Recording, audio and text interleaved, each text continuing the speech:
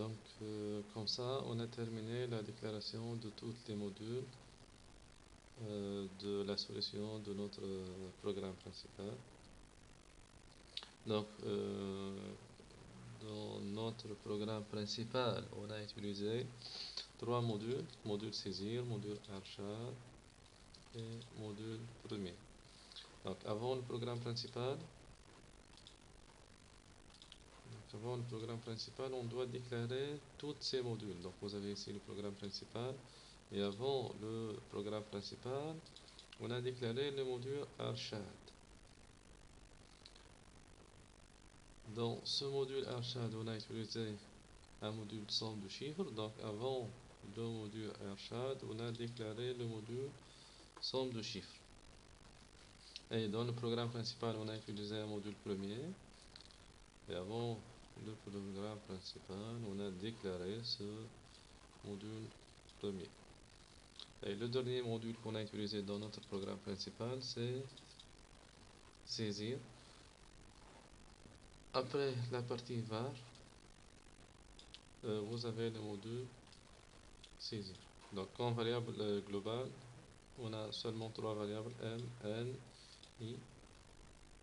Ce sont de type entier.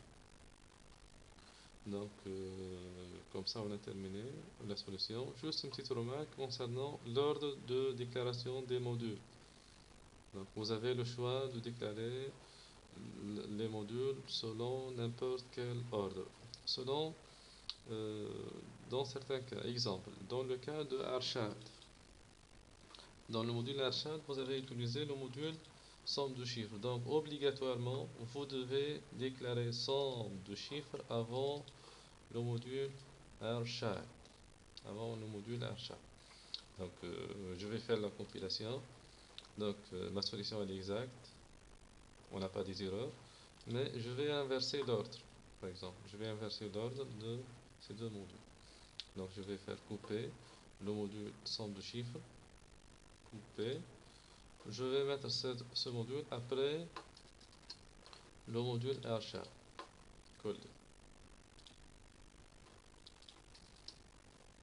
Je vais faire la compilation. Maintenant, vous remarquez qu'on a des erreurs. Le module somme chiffre est inconnu. Donc, c'est pour cela qu'on a dit, si vous avez un module qui utilise un autre module, le module appelé doit être déclaré avant le module appelant. Donc, je vais mettre le module somme de chiffres à sa place. Couper. Et je vais le mettre avant le archade. Coller. Je vais faire la compilation une deuxième fois. Donc c'est bon, on n'a pas des erreurs. Je vais faire l'exécution de mon programme. Donc comme vous voyez, vous avez la fenêtre d'exécution. Tapez la valeur de n. Selon l'exemple de notre épreuve pratique, n égale à 100, m égale à 150. Donc vous avez ce résultat. Les nombres qui vérifient les conditions de notre programme sont 102, 108, 110, 114, 132, 140, 150.